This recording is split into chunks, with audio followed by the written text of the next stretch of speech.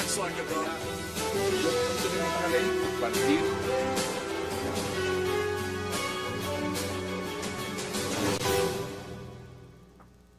Bienvenidos a 360 grados, una visión global de la noticia, un espacio para debatir sobre todo lo que sucede en Colombia y en el mundo. Y hoy arrancaremos 360 hablando de uno de los temas, un anuncio sobre las medidas drásticas contra conductores ebrios por parte del presidente Juan Manuel Santos, entre ellas la posible incautación de vehículos. El mandatario pidió que en la ley de seguridad vial que se presentará en el Congreso se incluya un artículo para que a quien maneje borracho no solo se le revoque la licencia de conducción, sino que además se le inmovilice el vehículo hasta por 10 años. ¿Funcionará esta medida? Vamos a debatirlo esta noche en 360. Y también hablaremos en nuestro segundo bloque acerca de un nuevo negocio que quiere hacer el presidente de Nicaragua, Daniel Ortega, en aguas colombianas. Ahora está ofertando petróleo. La Cancillería colombiana denunció que Nicaragua ha ofrecido bloques para la explotación de hidrocarburos costa afuera, en lo que algunos puntos del Caribe que corresponden a mar territorial de Colombia y hasta donde llegaría Nicaragua. ¿Qué medidas debe tomar cuanto antes el gobierno del presidente Juan Manuel Santos? Hoy tema de debate en 360. Y también hablaremos esta noche con la controvertida excongresista Yidis Medina, a quien acaban de revocar un fallo que la condenaba a 32 años de prisión. Medina fue condenada en 2008 por cohecho, fue sentenciada en el 2012 por el supuesto secuestro de 3 funcionarios de la alcaldía de Barranca Bermeja. Sin embargo, el exdiputado del Valle, Sigifredo López, presentó el recurso de apelación ante el Tribunal de Santander y ante esta nueva condena y terminó tumbándola junto al abogado Elmer Montaña. ¿Qué pasó en el caso de Yidis Medina? Hoy la protagonista de la historia en 360 grados. Y no se muevan, que ya en segundos le damos la bienvenida a todos nuestros invitados. Si se puede introducir, esa es mi pregunta, otro elemento que yo creo que puede ser muy disuasivo. Si no solamente se le quita la licencia, y dependiendo del grado de alcoholemia, puede ser hasta de 10 años, también se le puede incautar el vehículo y se le puede inmovilizar también de 1 año, 2 años o hasta 10 años. Y yo creo que más de uno lo pensará 2 veces. Esas son las declaraciones del presidente Juan Manuel Santos y qué placer darle la bienvenida esta noche a Ancísar Marroquín, a Jaime Eduardo Arango, a Juan Carlos Dancheros y a Alberto Abello. Señores, qué gusto tenerlos esta noche en 360. Gracias por la invitación, José. Juan Carlos, ¿cómo ve usted la propuesta del presidente? Esto enmarcado en lo que ha sucedido, por supuesto, todos estos 20 días con el caso de Fabio Salamanca.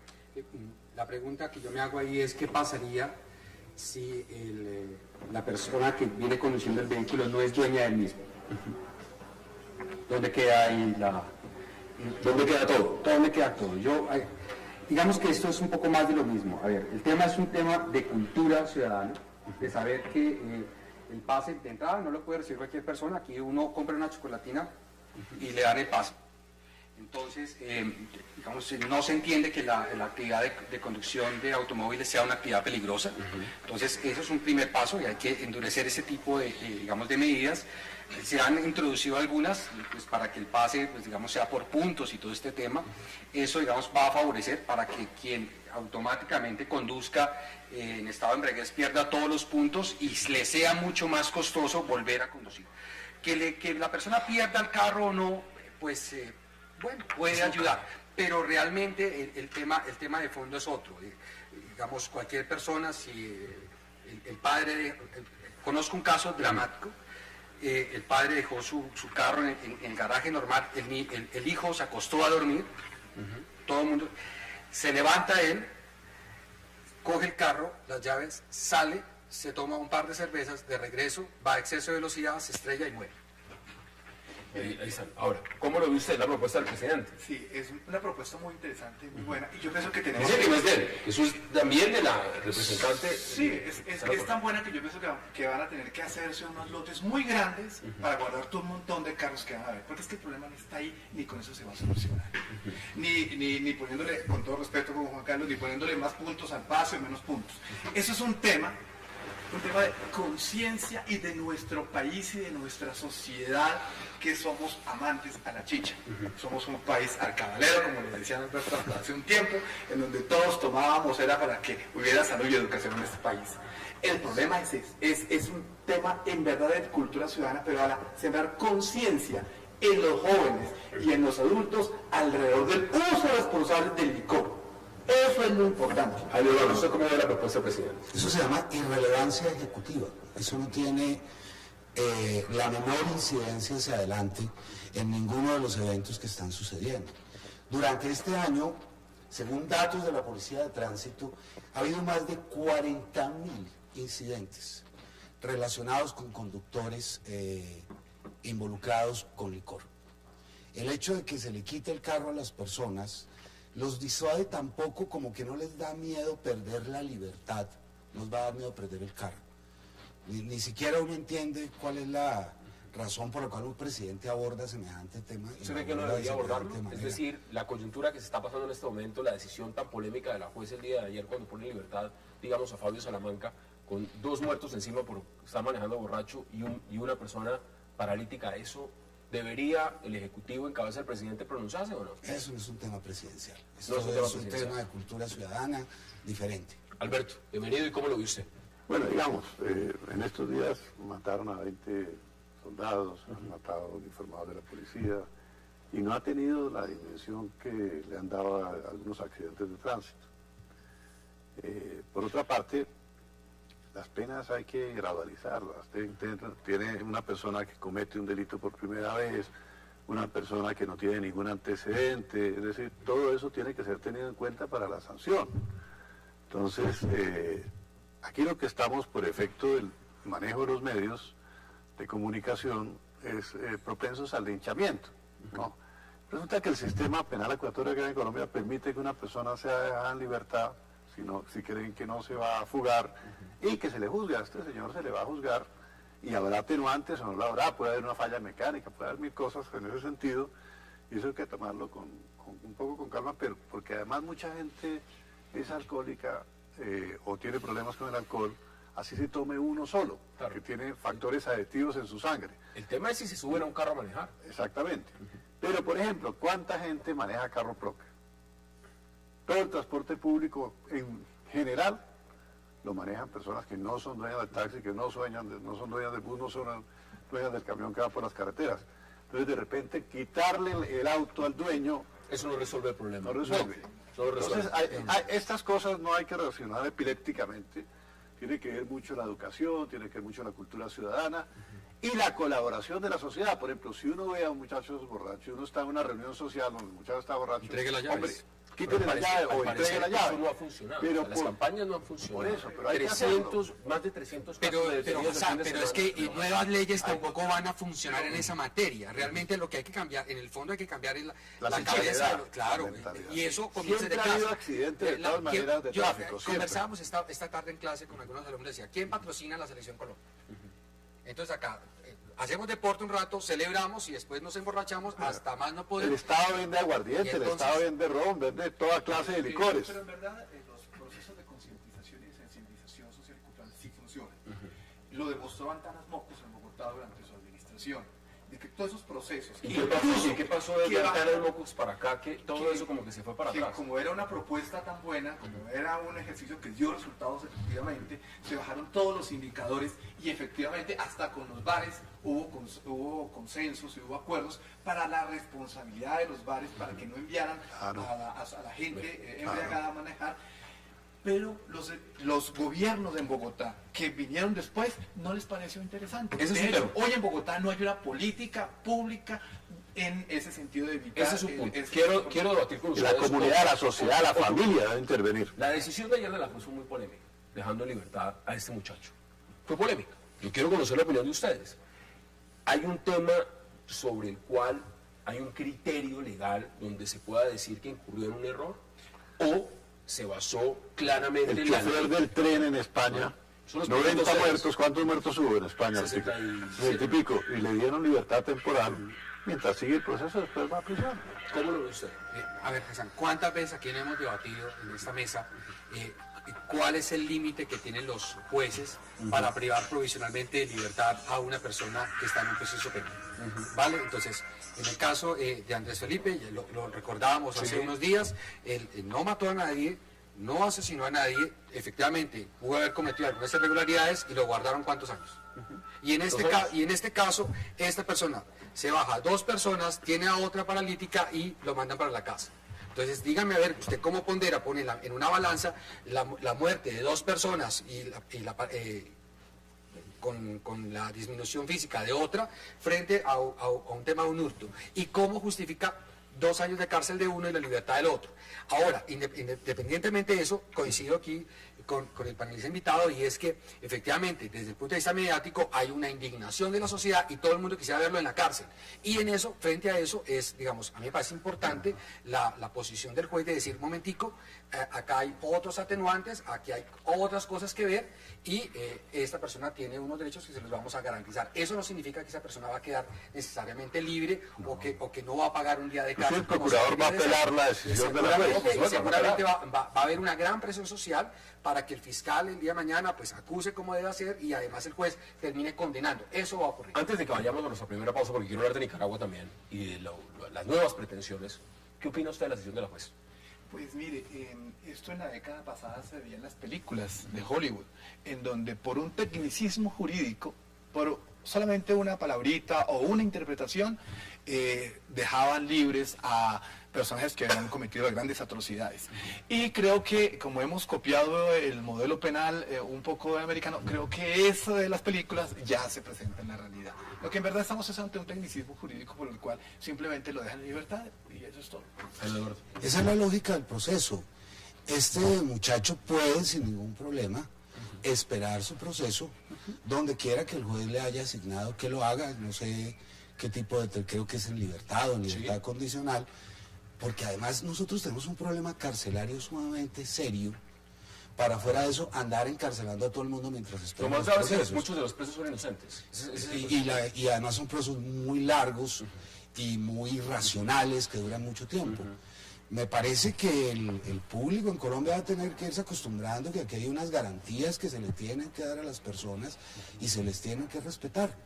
Y esa decisión de la juez yo la aplaudo, a pesar de que al entorno y de las críticas públicos, de las críticas y de la presión social que existe, estoy completamente seguro que la señora tomó una decisión adecuada en derecho. Ahí están las posiciones. Vamos a la pausa porque en regreso vamos a hablar. Quería abrir con este tema con ustedes, pero vamos a hablar de Nicaragua, las nuevas pretensiones de Nicaragua y lo que está prometiendo sobre una zona que es de mucho interés para Colombia. Ya regresamos.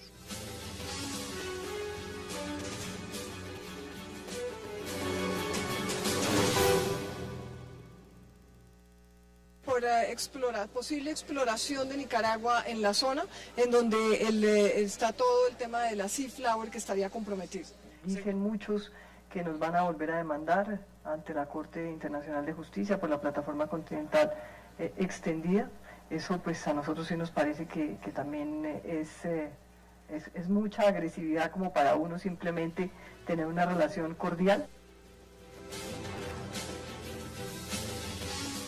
Regresamos a 360, no solo viene una nueva demanda para pedir más, sino que además ahora ofrecen petróleo en una zona de reserva de biosfera, Sea Flower, territorios colombianos, y además donde los bloques de exploración petrolera, pues prácticamente ahí estamos viendo el mapa. Esos punticos que ustedes ven en verde son todos los puntos que está prometiendo Nicaragua, donde se podría llevar adelante exploración petrolera. Y ahí ustedes ven a San Andrés y a Providencia, es decir, al lado, cercados totalmente, donde el día de mañana podemos tener explotación abierta, porque eso es lo que está ofreciendo Nicaragua, de hidrocarburos en alta mar, y no hace falta que yo les recuerde a ustedes lo que significa la tragedia del BP en el Golfo de México y lo que eso significa. Jaime Eduardo, ¿cómo ve usted la nueva pretensión de Nicaragua y qué significa esto frente a Colombia, que lo único que ha hecho hasta el momento es, pues, por los canales diplomáticos mandar una nota de protesta? Yo lo uno incluso con el inicio del programa. Si el presidente anda preocupado por confiscar carros en vez de preocuparse por esto, es probablemente posible que estas cosas le pasen. Y están pasando. Están pasando. Esto ni siquiera amerita una nota de protesta. Esto amerita muchísimo más que una nota de protesta. Amerita medidas concretas de soberanía. Porque es que esto ni siquiera es serio, esto es propaganda. Mire, hay unos antecedentes que son importantes tener en cuenta. Hace 3 días terminó en Managua un importantísimo seminario dirigido por el Estado en asocio con el Estado noruego sobre el tema ambiental, sobre el tema de explotación petrolera y medio ambiente en el mar. De manera que Nicaragua ya está ambientando con aliados internacionales. Interoceánico chino. Viene tema de explotación petrolera, es decir, que ya le están todo lo que ha pasado a raíz del fallo de La Haya y lo que ha significado, en menos de unos meses, estos señores han adelantado todos los terrenos posibles. Nosotros apenas estamos mandando una nota de protesta. Bueno, yo les pregunto a ustedes, ¿está funcionando esto? Nosotros perdimos Panamá frente a una gran potencia. Y estamos y así iniciamos el siglo en 20, en el 3, y ahora hemos iniciado con un país pequeño que nos ha ganado a base de audacia jurídicamente. Yo recuerdo que el ministro Rodado de Minas del primer gabinete del presidente Juan Manuel Santos dio una autorización, un permiso para que se perforara petróleo en una zona colombiana cerca de San Andrés, y lo desautorizaron, todo el mundo protestó, eso no se puede hacer. Y todos sabemos, hasta la gente más ignorante en esos temas, que en el trasfondo de todo esto con Nicaragua hay el problema petrolero. Ahí está el tema. Entonces, ¿qué pasa? El presidente de Colombia, Juan Manuel Santos, está en hora de reunir el Congreso, una sesión extraordinaria del Congreso, invitar a representantes de la sociedad, a todas las gentes que tengan que ver con el manejo de la opinión de los intereses grandes de Colombia, y explicarle la postura de Colombia, hasta dónde vamos a defender, qué vamos a hacer, cómo lo vamos a hacer. Acaba de renunciar el día de ayer a la Comisión Asesora de Relaciones Exteriores porque dice que justamente no recibe el apoyo frente a la autoridad que es muy respetable, todo el mundo puede tomar la decisión, pero yo les pregunto algo, aquí se está jugando diplomáticamente es a la defensiva y no a la ofensiva, es decir, se acaban de perder 75.000 kilómetros de mar, nos quieren otra demanda para pedir plataforma continental que podría llegar hasta Cartagena, y ahora están diciendo canal interoceánico y están ya diciendo que vamos a vender petróleo en la zona del interés de Sea Flower de Colombia, y lo que estamos haciendo es una nota de protesta. ¿Estamos obrando como es o estamos errados en el manejo diplomático? Yo creo que nosotros en general pecamos de soberbia, porque pues Colombia, una gran potencia frente a Nicaragua que no representa nada, y como decías tú, efectivamente nos dieron y nos ganaron. Y ahora estamos intentando reponernos del golpe, y mientras estamos intentando aquí reponernos del golpe, ellos están lanzando el segundo y el tercero y nos van a dejar sin el pan y sin el queso. Yo creo que se requiere una reacción por parte del Ministerio de Relaciones Exteriores mucho más fuerte. Efectivamente, esto también hay que manejarlo también a través de los medios, y sentar no solamente en notas de protesta, sino, digamos, pasar, si se quiere, a la ofensiva, para que de alguna manera sentar una posición muchísimo más clara, porque, digamos, de alguna manera lo que sucedió es que le vieron la cara. Pero no hace rato, pero no ayer. Es el único país del mundo que pierde 70.000 kilómetros de mar y no ha habido un debate en el Congreso. El único país del mundo. Yo no sé cómo van a ir los senadores. Son 3 temas de la política exterior colombiana. La primera, que efectivamente sí se nota que, como dice Juan Carlos, somos una potencia, pero una potencia en ignorancia en política exterior. En verdad, creo que somos campeones. Lo cual, pero es lógico, pero porque existe. Venimos de un gobierno donde se nombra un canciller de la República a un hombre muy bueno en ese país que fue rescatado de un secuestro. Y esa es la gracia para nombrarlo canciller de la República. Y segundo, nombra después a una niña muy prestigiosa, muy bonita, al frente también del Ministerio de Relaciones Exteriores. Entonces, ¿qué es lo que viene? Si usted quiere tener técnicas, si usted quiere tener conocimiento al frente de la política exterior de Colombia, y una política exterior consistente, pero tiene que tener una política pública. Segundo, tiene que tener las personas con el conocimiento necesario. Y tercero, los asesores que son. Segundo, el tema es que hoy no tenemos tampoco una política de fronteras. Y con esto de Nicaragua, con esto de la Pues Corte, es que nos acaban de cambiar la frontera. no solamente se nos va a venir Pero mira una cosa, más Nicaragua, sino más de controla todos su los territorio. vecinos. Nicaragua tiene política interior y controla su territorio y tiene política exterior. Perdón, Nosotros les no voy a controlamos el dar las 70% palabras. del Estas territorio palabras no son nacional. mías. Estas palabras son de la Cancillería y de la señora Canciller de Colombia. Colombia en este momento también se está preparando, entre comillas, con prudencia, con la elaboración de estudios técnicos. Perdimos 75.000 kilómetros de mar y Nos están estamos actuando preparando. con prudencia y están apenas haciendo los estudios técnicos para enfrentar este muy complejo situación ante la Corte.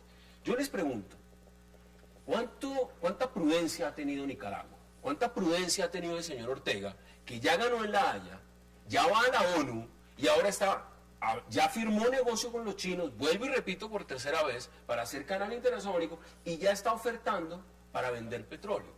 Eso es prudencia, porque si nos vamos a quedar en la prudencia, ¿hasta dónde vamos a llegar, Jaime Es Eduardo? que la anotación que acaban de hacer es la realmente importante. En el escenario geopolítico lo que diferencia a un país de otro no es su estilo de gobierno, sino su grado de gobierno. Si yo no soy capaz de desbloquear Tibú, no puedo defender San Andrés. Yo tengo que tener soberanía nacional para poder ejercer soberanía en el escenario internacional. Nosotros lo que tenemos es un enorme vacío de poder y de control estatal que se refleja incluso en la política exterior. Es que Nicaragua tiene un proyecto geopolítico y estratégico estructurado desde hace muchísimos años que están cumpliendo al pie de la letra. Alberto Abello acaba de decir lo siguiente: se perdió Panamá contra la potencia número 1 del mundo en ese momento. Colombia, y eso no tiene nada que ver con materia económica, porque precisamente por eso Nicaragua quiere la explotación petrolera, quiere el canal interoceánico, es el segundo país más pobre del hemisferio occidental, después de Haití. Ese es Nicaragua. Por esas necesidades económicas es que justamente está buscando todo esto. Pero a la vaca que está ordeñando es a Colombia. Y la gran pregunta que muchos se hacen es si Colombia va a dejar de ser la vaca a la cual Nicaragua está ordeñando en este momento. Pero hay que Porque tener al un parecer, agregado. Eso no está No es pasando. que sea un agregado. Mira, Colombia firma todos los tratados con todos los países, se entra a todas las organizaciones. Ayer se reunieron los del ALBA a decir que era combatir la Alianza del Pacífico y Colombia están las dos. Es un país que firma todo, todos los tratados, todos los TLC, todas las cosas. No hay política exterior, no la ha habido. Mire, yo propuse, tengo que hacer una referencia a mí, cuando estalló el problema con Nicaragua, presentemos en La Haya, digamos que Nicaragua tiene toda la razón, son inválidos el Tratado de Guerra de Bárcenas, y que nos devuelvan inmediatamente las costas que les regalamos a cambio de nada. Mosquitia. Claro, todo eso era nuestro, nosotros lo regalamos a cambio de nada. Colombia ha cometido los errores en política internacional más grandes de este ¿A planeta. dónde vamos a llegar con este tema? Y se los pregunto a ustedes. Es decir, en este momento se sabe que en tierra firme es cada vez más difícil encontrar petróleo. Y el futuro del petróleo está en aguas profundas. Precisamente por eso, Nicaragua lo sabe, y ese es uno de los temas fundamentales de ganar este litigio en La Haya, que ya ganó. La gran pregunta es, ¿esto a dónde apunta? Porque un país que es el segundo país más pobre del hemisferio occidental después de Haití, evidentemente necesita esa explotación petrolera. ¿Usted cree que vamos a terminar en las costas de Providencia y de San Andrés viendo plataformas nicaragüenses concedidas a la BP o a las demás sacando petróleo en unos años por el camino que vamos? Yo pienso que esa prudencia del gobierno colombiano es lógica porque están esperando, por ejemplo, que entreguen los estudios que firmó el gobierno de Nicaragua con 2 firmas holandesas. Los estudios son simplemente elaborar los términos de referencia para hacer las ofertas nacionales. Entonces me imagino que esa es la prudencia que estamos esperando, que salga eso ya a la oferta internacional. Al paso que vamos a terminar viendo plataformas. Ya van Claro a- que sí, y van a pedir así sean cartas, de sí, lejitos, porque es que el al paso petróleo que está va, por debajo. Así sea de O lejitos. sea, si seguimos el petróleo está por con esta línea como vamos, en unos años lo que vamos a ver es eso. Ninguna empresa petrolera entraría ni siquiera a explorar en un área que seriamente esté en litigio. Pero como nosotros seriamente no estamos en litigio, entonces es altamente probable que para esas empresas haya seguridad jurídica suficiente para que empiecen a asumir plataformas de exploración por lo menos cercanas, no tan inmediatas como en los bloques que están ahí, pero que lentamente se irán acercando. Sí, pero el día Es que haya cuestión de una una década. el día Hay que haya países que una- no han aceptado los fallos de La Haya, eso no se Vamos nos debe por olvidar, partes. pero muchos países, El no día cualquiera. que haya un derrame, ¿quiénes son los primeros afectados? Porque ahí sí me lo van a contar. ¿Quiénes serían los primeros afectados? ¿Qué dice usted? A ver, Hassan, es que el tema es igual. Colombia ya se le tiene que jugar. Es decir, de entrada, ¿vamos a aceptar los fallos o no los vamos a aceptar? Porque si vamos a jugar a que no sabemos nada, pues el que nada sabe, pues al fin y al cabo termina consiguiéndolo todo. Entonces, acá lo que hay que fijar es una posición muy clara acerca de cuál es el alcance de los fallos y si efectivamente Colombia los reconoce o no los reconoce. Porque si los reconoce, pues bueno, tendrá que comprar unas pequeñas torrecitas para ver en el horizonte las plataformas. Y de pronto vender unas bonitas postales y tal está. Pero si ya vamos a jugar a que vamos a defender el territorio colombiano en serio, entonces la postura necesariamente debe ser otra y el tono también debe cambiar, porque esto es en el fondo una usurpación por parte del gobierno nicaragüense al gobierno colombiano, sin ninguna duda. Y pues si uno no se defiende, pues seguramente nos van a sacar la billetera. Si aquí cabe la palabra blandengues en política, no sé, ustedes me lo dirán. ¿Cuáles son sus conclusiones? No, yo creo que Colombia debe unirse a una política nacional. Una política nacional es eso, mantener unida una política exterior donde la oposición, la izquierda, la derecha, el centro, ya defendemos los intereses de Colombia, defendemos San Andrés, defendemos el mar, defendemos todo esto y estamos contra ese fallo inicuo. Punto. Toda Colombia. La pregunta que muchos se hacen es si van a ir a defender a Colombia como la defendieron en La Haya. Porque si la van a defender como la defendieron en La Haya, pues eso es ir a perder. Porque si esa es la línea, y les pregunto a ustedes, para que concluyamos también en 15 segundos, ¿esa es la línea que estamos manteniendo? ¿Estamos defendiendo con la misma línea? No es que no la hubieran defendido, lo que pasa es que se confiaron en el derecho. Y resulta que en esos fallos internacionales hay también... política. Exactamente, hay política. Hay que aprender de los que saben. ¿Cómo pudo la Federación Rusa defender su poder nacional en las explotaciones de la cuenca del Caspio? Construyendo el poder nacional ruso y mostrando que Rusia era un país capaz de controlar su propio territorio. Si Colombia sigue enviándole el mensaje a la comunidad internacional de que no puede manejar su propio territorio, pues evidentemente pensarán que tampoco podemos manejar una situación. Me quedan 15 segundos. Concluya, César. Pues mire, yo pienso que cuando todo se licite y entregue en Nicaragua a los europeos y a los norteamericanos y a los chinos, entonces seguramente unos funcionarios nuestros saldrán a decir, pues como ya todo se perdió, si mi renuncia sirve para algo, yo renuncio. ¿Cierto? ¿Qué quiere decir esto? Que en última lo que debería el gobierno colombiano a través de sus políticas exteriores es iniciar las demandas y utilizar la fuerza. Ahí están las posiciones. Todos los colombianos, el presidente de la República, una sesión... Si Colombia hiciera lo mismo y dijera, voy a sacar unos bloquecitos aquí cerca de los monjes, ¿usted cómo cree que Venezuela responde? No, es que yo soy prácticamente que no le respondo. Exactamente, entonces aquí eso es lo que toca hacer. Necesariamente, porque o si no, pues ya se Juan Carlos Lacheros, gracias por aceptar la invitación. Alberto Bello también, Ancisa Marroquín, como siempre, gracias. Al regreso ya volvemos de la pausa con una entrevista con Gidis Medina. No se vayan.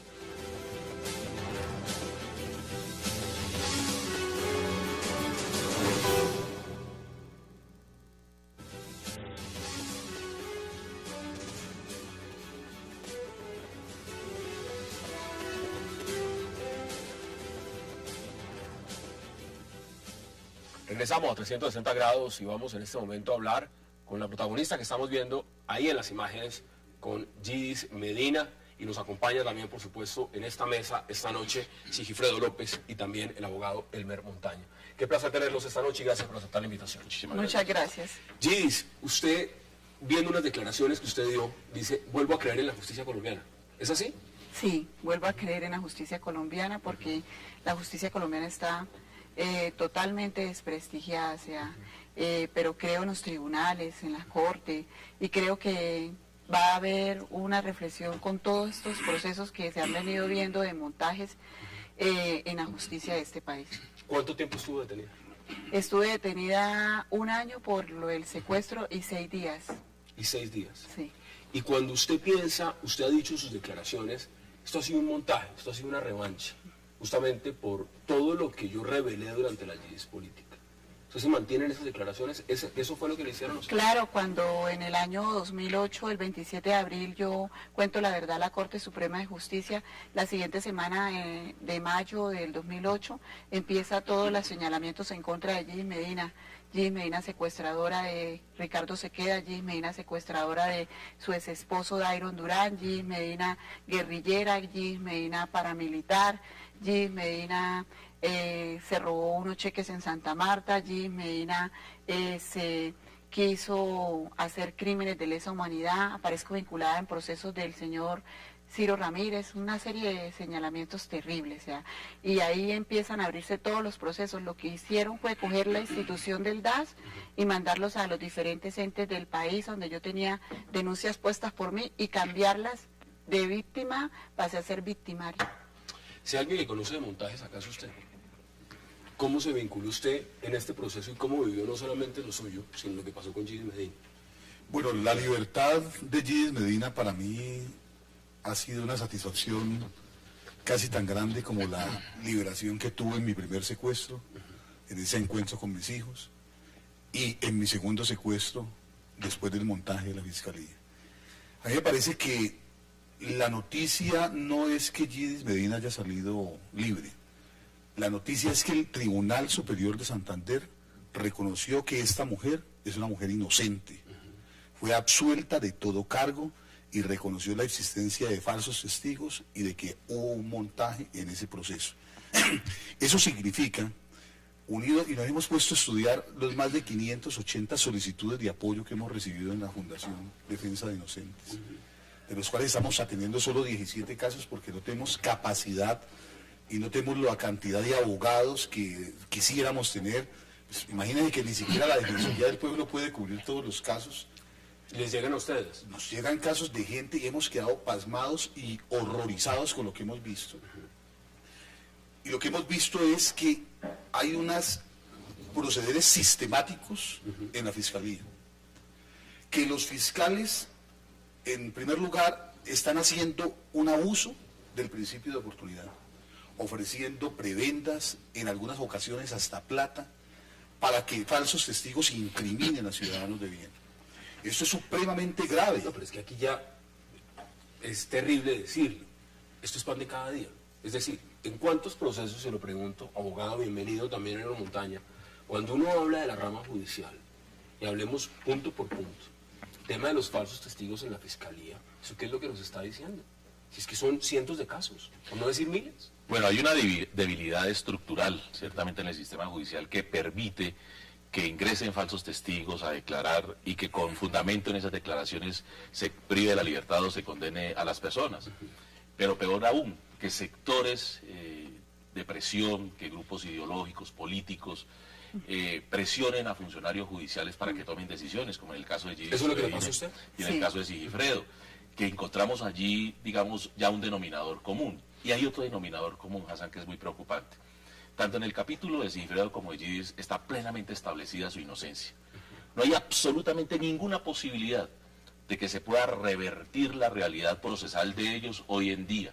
No solamente porque hay una declaración judicial, que en el caso de Sigifredo hizo tránsito a cosa juzgada, es decir, que ya no se puede controvertir, y en el caso de Gidis una decisión de un tribunal muy juiciosa, sino por el hecho de que en la realidad no había una sola prueba en ambos casos para que se pudiera decir que ellos tenían responsabilidad en los delitos. Pero es que no es además cualquier cosa, es que esto es lo más esto es secuestro. Claro, pero mire usted una cosa, sin embargo en ambas situaciones encontramos que hay testigos falsos, funcionarios judiciales que obraron de manera inadecuada, irregular, inclusive que cometieron delitos, como el delito de prevaricato. En el caso de Sigifredo encontramos monstruosidades como el hecho de que se sabía de antemano que Sigifredo no era el hombre del video. La Fiscalía tenía conocimiento de eso y sin embargo lo privaban de la libertad. En el caso de Gidis se tenía pleno conocimiento de que este señor estaba mintiendo. La pregunta es, ¿qué va a pasar con esos testigos falsos? ¿Qué va a pasar con estos funcionarios que permitieron que se cometieran estas arbitrariedades, que abusaron del poder? ¿Qué va a pasar en el caso de Sigifredo López con el fiscal 38, con Marta Lucía Zamora, con la fiscal de Derechos Humanos, con los investigadores del caso que ya declararon y reconocieron haber incurrido en irregularidades? ¿Qué va a pasar en el caso de Gidis Medina con el testigo Ricardo Sequeda que mintió, con el fiscal, con el procurador del caso, con el juez? Si no hay respuesta en ese sentido, pues obviamente que estamos allanando el camino para que este tipo de hechos se sigan repitiendo. No solo eso, y es una pregunta inmediatamente que se le hacen muchos. ¿Usted va a demandar a la nación? Ellos, mis abogados, Sigifredo y Elmer, son los que se encargarán de hacer la demanda respectiva, porque ellos manejan la parte jurídica. Pero ustedes la ven totalmente viable. Por supuesto. Esa ya es una decisión de Gidis. Pero es que, Hassan, lo de denunciar al Estado para obtener una reparación, yo creo que debería ser lo de menos. Aquí también hay una necesidad de justicia, no solamente para ellos, sino para el país, para que este tipo de hechos no se vuelvan a repetir. Y hay que sancionar, vuelvo y repito, a esos falsos testigos y a esos funcionarios que no honraron la condición de fiscales o de jueces de la República. En el caso de Bucaramanga, inmediatamente me condenaron a 32 años de prisión. Con el doctor Elmer Montaña hicimos la denuncia respectiva para el juez de Bucaramanga, para el fiscal de Bogotá y para el procurador. Ya está en una fiscalía en el tribunal de Bucaramanga. ¿Quién señala a usted? ¿Quién señala a usted y dice, mire, acá hay un montaje, esto es un montaje macabro en mi contra?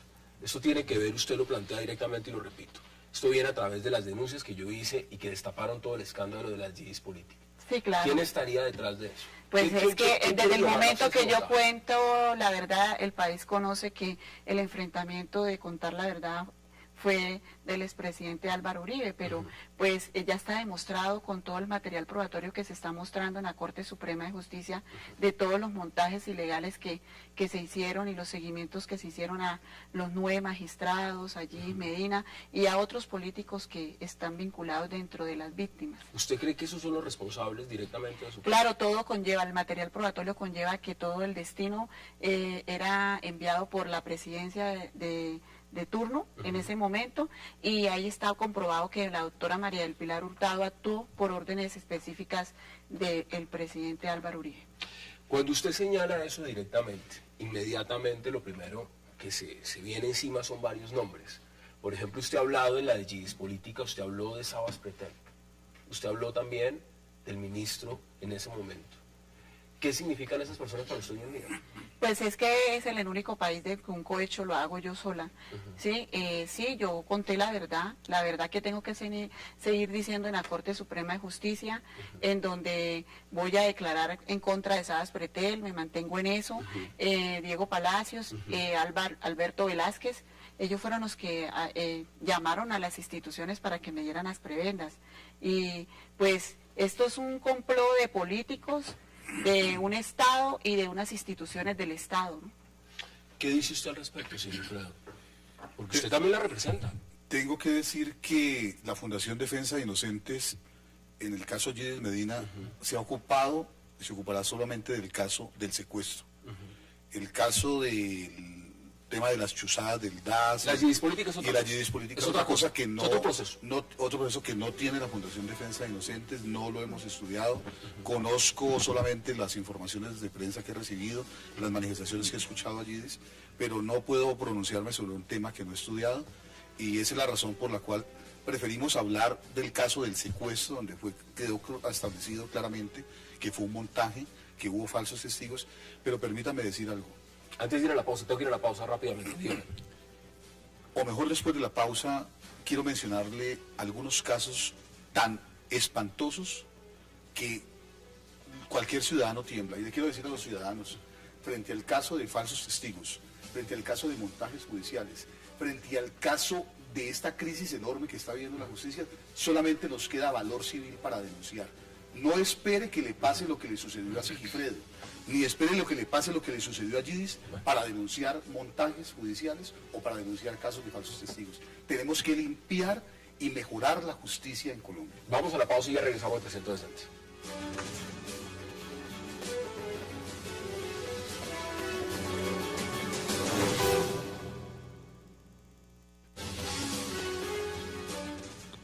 Regresamos a 360.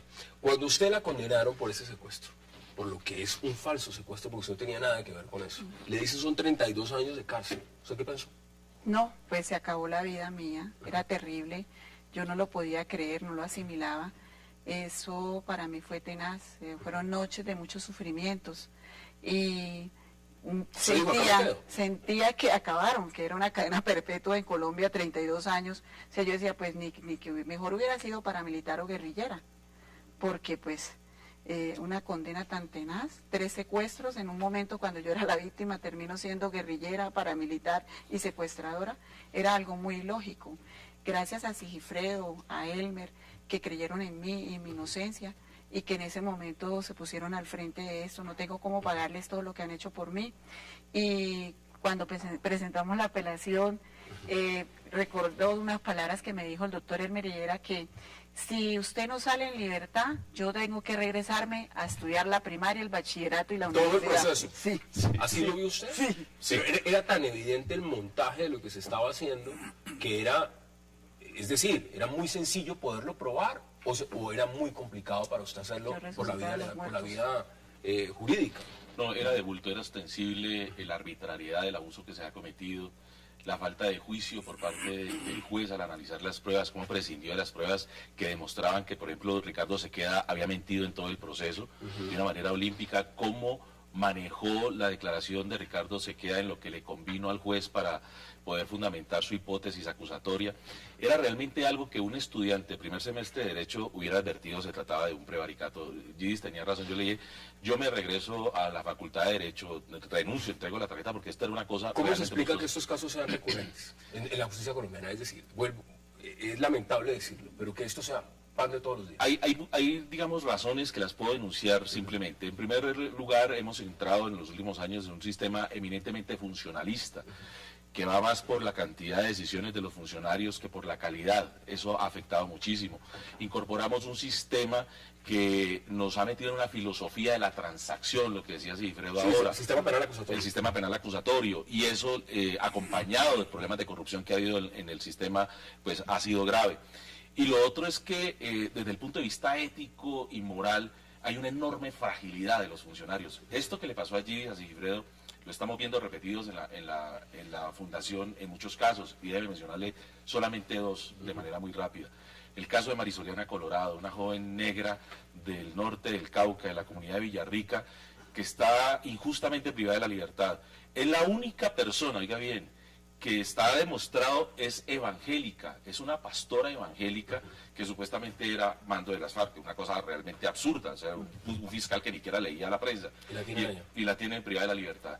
Y en segundo lugar el caso del coronel William Montezuma, un coronel, un miembro de la policía de la fuerza pública, entregado toda su vida de manera decorosa y por el señalamiento de unos paramilitares de poca monta en un proceso absolutamente disparatado, hoy está privado de la libertad. Se truncó la carrera de un muy buen oficial de la policía, los mismos generales decían, y ahí está privado de la libertad. Sí, pero usted quería mencionar algo importante antes de ir a la pausa. Además de que William Montezuma, el coronel de la policía, es un hombre inocente, no todos los militares son culpables.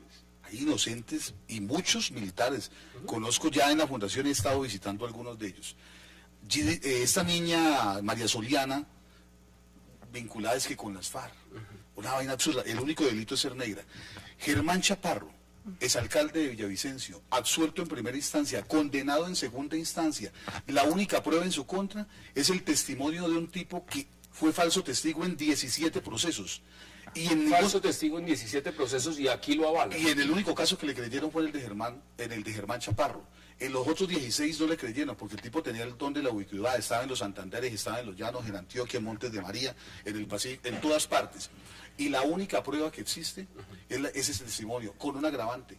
Ese tipo ante las cámaras de CMI dijo que el fiscal le había pagado 5 millones de pesos para que incriminara a Germán Chaparro. Hoy, la suerte y la vida de Germán Chaparro y la vida de su familia depende exclusivamente de que la Corte Suprema de Justicia case un recurso que se presentó. ¿Usted está inhabilitada para ejercer cargos públicos? Sí, sí. ¿Cuánto está inhabilitada? No, estoy inhabilitada porque la ley 135, si no estoy mal, dice que las personas que son investigadas no pueden volver a ser elegidos por cargos de elección popular. Para cargos públicos, no.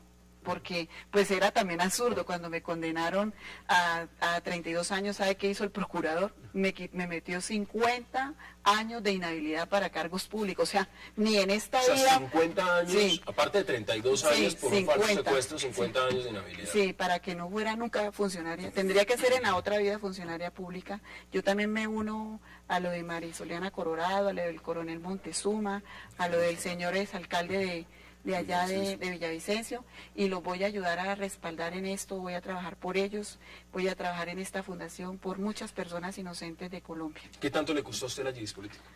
Me costó acabar con una vida, con una familia que tengo que entrar a reconstruir ahora. De estos casos, fácilmente este puede ser uno de los más llamativos, pero me imagino que en la Fundación, y ustedes han mencionado 4 o 5 casos, ¿cuántos en total es que ha recibido? Hemos recibido 586 solicitudes de apoyo, estamos atendiendo 17 casos en este momento. ¿Van a terminar ustedes con más casos que la Defensoría del Pueblo, como usted lo plantea? A este ritmo, y aprovecho para invitar a abogados penalistas en todas las regiones del país que quieran vincularse a la Fundación. Necesitamos abogados con experiencia, porque son casos supremamente delicados. También queremos que la ciudadanía denuncie, que nos haga llegar su caso al correo info@defensadeInocentes.org, info@defensadeInocentes.org, ahí que nos haga llegar su caso. Necesitamos, mire, cada que un inocente sale de la cárcel, el cielo se alegra. Amén. Ustedes no saben la emoción que uno siente cuando gente como Jesús Medina sale. Que se quedó el resto de su vida en la cárcel. Sí, yo pensé que nunca iba a salir de... Todavía no lo puedo creer, no me he quitado los sellos de libertad. Abogado, ha sido un verdadero placer, gracias por aceptar la invitación. Como siempre, las puertas de 360 grados están abiertas para todos. Muchísimas gracias por poder recibir a todos en esta mesa. Muchas gracias. Gracias por aceptar la invitación. Gracias a usted. Y Sigifredo López también, gracias por aceptar la invitación. Muchísimas gracias, muy amable, y vamos a mejorar la justicia colombiana. Vamos a defender las instituciones mejorándolas. Esta noche, a las 10, al finalizar nuestro noticiero estelar, no se pierdan las declaraciones del ministro del Interior de Justicia de Venezuela. Es impactante, Miguel Rodríguez Torres, asegurando que existe un plan magnicida en contra del presidente Nicolás Maduro y se vincula de manera directa al expresidente Álvaro Uribe Vélez. Y desde Venezuela se asegura que se han hecho reuniones en Bogotá para planear todo el atentado. Recuerde, a las 10 de la noche, al finalizar nuestro noticiero estelar, un programa que transmitiremos para ustedes cortesía del canal Telesur. Impactante esas declaraciones. Y como siempre, gracias por acompañarnos. Nos vemos mañana a la misma hora, a las 8, aquí en 360, para seguir debatiendo toda la agenda política de Colombia y del mundo. Hasta una próxima oportunidad.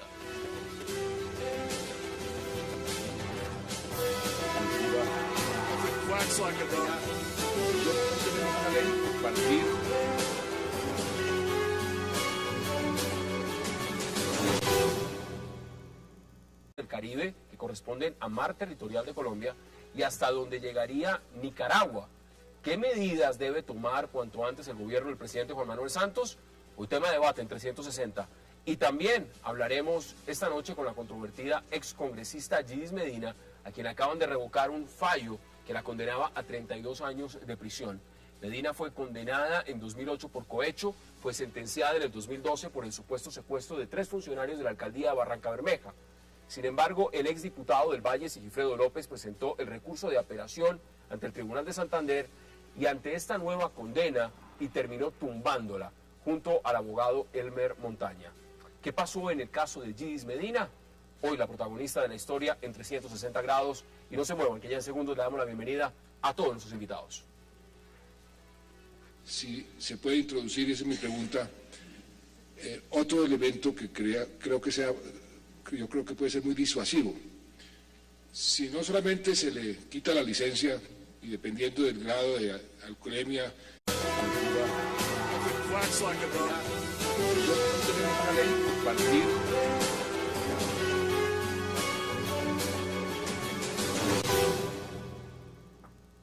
Bienvenidos a 360 grados, una visión global de la noticia, un espacio para debatir sobre todo lo que sucede en Colombia y en el mundo.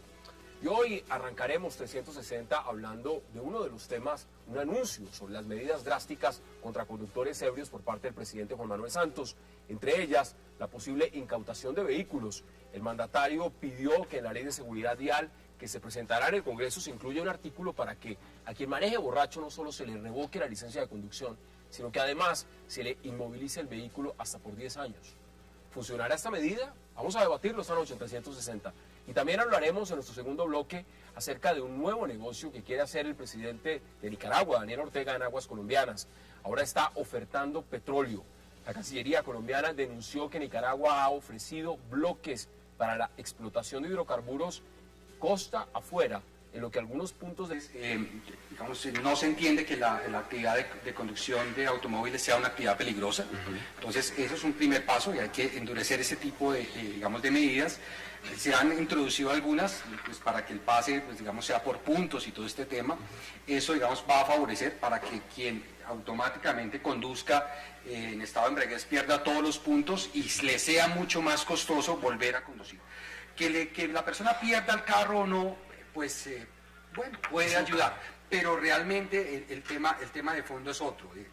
Digamos, cualquier persona, si el padre, conozco un caso dramático, el padre dejó su carro en garaje normal, el hijo se acostó a dormir, todo el mundo, se levanta él, coge el carro, las llaves, sale, se toma un par de cervezas, de regreso, va a exceso de velocidad, se estrella y muere. Ahí está. Ahora, ¿cómo lo ve usted la propuesta del presidente? Sí, es una propuesta muy interesante, muy buena, y yo pienso que tenemos... Dice que no es de él, eso es también de la representante... Sí, Puede ser hasta de 10 años. También se le puede incautar el vehículo y se le puede movilizar también de 1 año, 2 años o hasta 10 años. Y yo creo que más de uno lo pensará 2 veces. Esas son las declaraciones del presidente Juan Manuel Santos y qué placer darle la bienvenida esta noche a César Marroquín, a Jaime Eduardo Arango, a Juan Carlos Lancheros y a Alberto Abello. Señores, qué gusto tenerlos esta noche en 360. Gracias por la invitación. Juan Carlos, ¿cómo ve usted la propuesta del presidente? Esto enmarcado en lo que ha sucedido, por supuesto, todos estos 20 días con el caso de Fabio Salamanca. La pregunta que yo me hago ahí es qué pasaría si la persona que viene conduciendo el vehículo no es dueña del mismo. ¿Dónde queda ahí ¿Dónde queda todo? ¿Dónde queda todo? Digamos que esto es un poco más de lo mismo. A ver, el tema es un tema de cultura ciudadana, de saber que el pase de entrada no lo puede recibir cualquier persona. Aquí uno compra una chocolatina y le dan el pase. Entonces, bueno, que yo pienso que van a tener que hacerse unos lotes muy grandes para guardar todo un montón de carros que van a haber, porque es que el problema no está ahí, ni con eso se va a solucionar. Ni poniéndole, con todo respeto como Juan Carlos, ni poniéndole más puntos al pase o menos puntos. Eso es un tema de conciencia y de nuestro país y de nuestra sociedad, que somos amantes a la chicha. Somos un país arcabalero, como lo decían Alberto hace un tiempo, en donde todos tomábamos era para que hubiera salud y educación en este país. El problema es un tema en verdad de cultura ciudadana, pero para sembrar conciencia en los jóvenes y en los adultos alrededor del uso responsable del licor. Eso es lo importante. ¿Usted cómo ve la propuesta del presidente? Eso se llama irrelevancia ejecutiva. Eso no tiene la menor incidencia hacia adelante en ninguno de los eventos que están sucediendo. Durante este año, según datos de la Policía de Tránsito, ha habido más de 40.000 incidentes relacionados con conductores involucrados con licor.